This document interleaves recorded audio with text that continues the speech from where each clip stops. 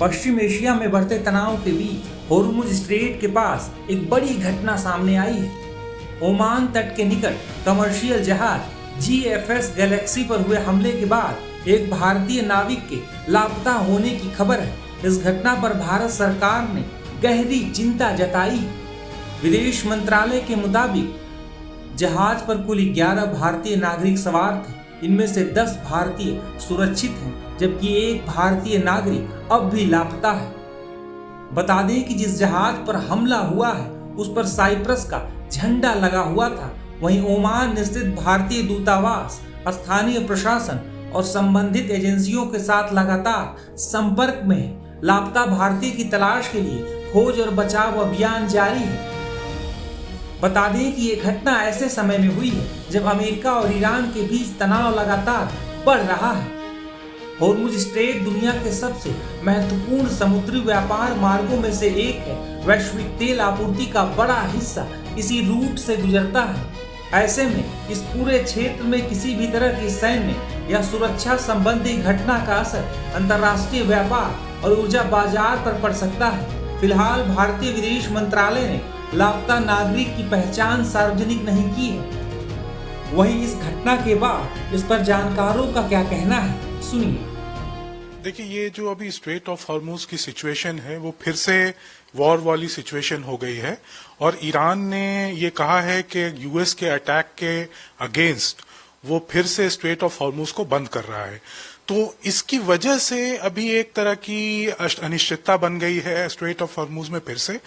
और जिस जहाज पे अभी अटैक किया गया उसमें भारतीय जो नागरिक हैं उनमें से एक की अभी भी लापता हैं और 10 को बचा लिया गया है। ओमान की सहायता से बचाया गया है और ये काफी गंभीर एक हम मान सकते हैं कि ये इंसिडेंट है जिससे कि काफी नुकसान कहा जा सकता है कि हो सकता है।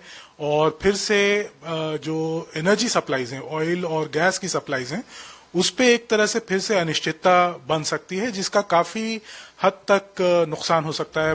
बता दें कि अमेरिका और ईरान के बीच लगातार तनाव बढ़ता जा रहा है। अमेरिका जहां ईरान पर जोरदार बमबारी कर रहा है तो वहीं ईरान भी अमेरिका को जवाब देने की कोशिश कर रहा है। अमेरिका और ईरान के बीच नए सिरे से छिड़े संघर्ष से पूरी दुनिया में हलचल सी मची हुई है। गौरतलब है कि होर्मुज स्ट्रेट में व्यापारिक जहाजों पर हुए हमलों के बाद अमेरिका ने ईरान पर बमबारी की थी, जिसके बाद ईरान ने भी पलटवार किया था।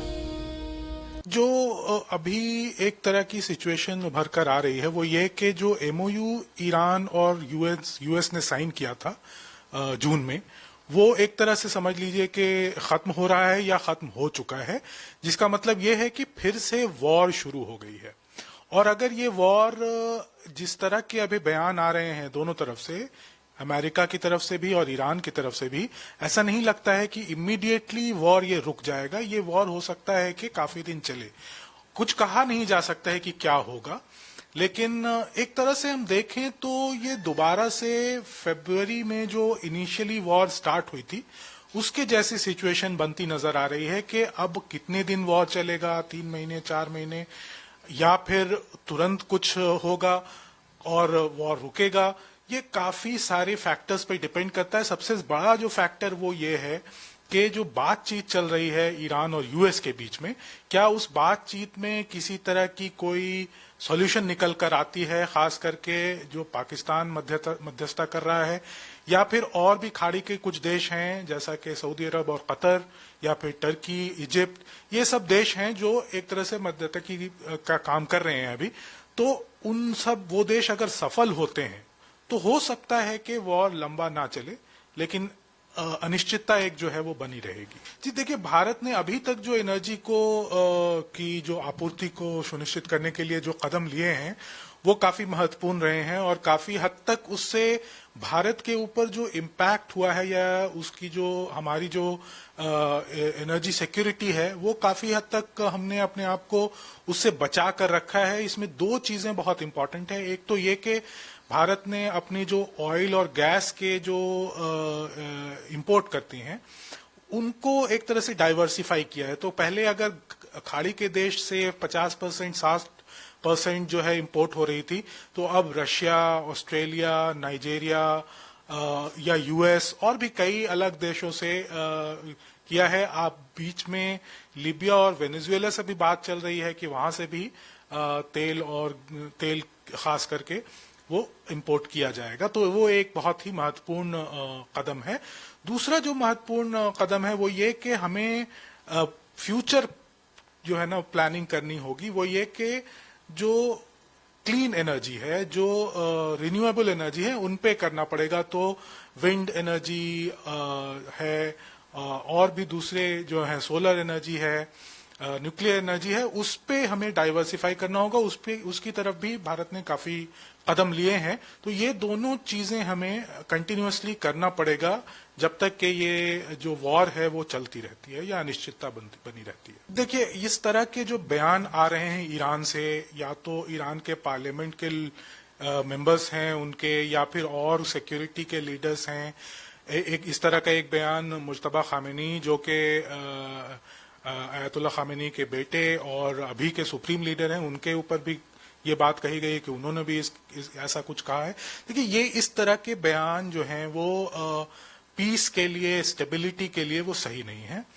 इस तरह के बयान देना, खास करके ऐसे टाइम में जब एक तरह का सीज फायर हो चुका है, दोनों तरफ से एक एमओयू साइन किया गया था जिससे डी एस्केलेशन की बात कही गई है, स्टेबिलिटी और पीस की बात कही गई है, वॉर को खत्म करने की बात कही गई है।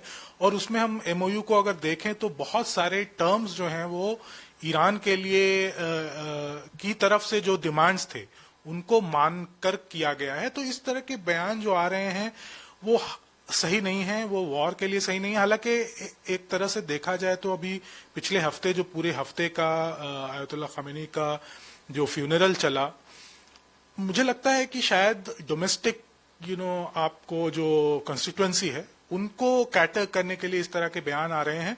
लेकिन आज के जमाने में जो कोई भी बयान जो होता है वो ग्लोबली देखा जाता है।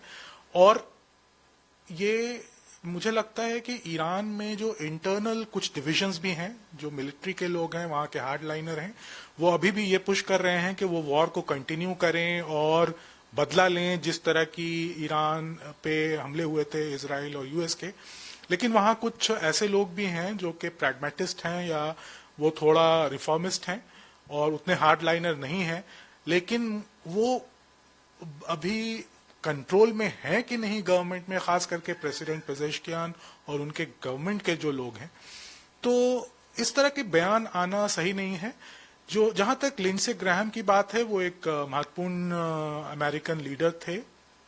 उन्होंने एक तरह से कहें तो डोनाल्ड ट्रंप के बहुत इंपॉर्टेंट सपोर्टर हैं, रिपब्लिकन पार्टी में थे और सेनेट के मेंबर भी थे।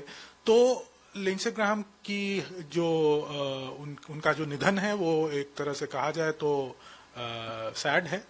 और बहुत ज्यादा उससे जो ईरान यूएस की वॉर चल रही है या जो मध्यपूर्ण में जिस तरह की जियोपॉलिटिक्स उभर कर आ रही है, उस पर बहुत ज्यादा डिफरेंस नहीं पड़ेगा।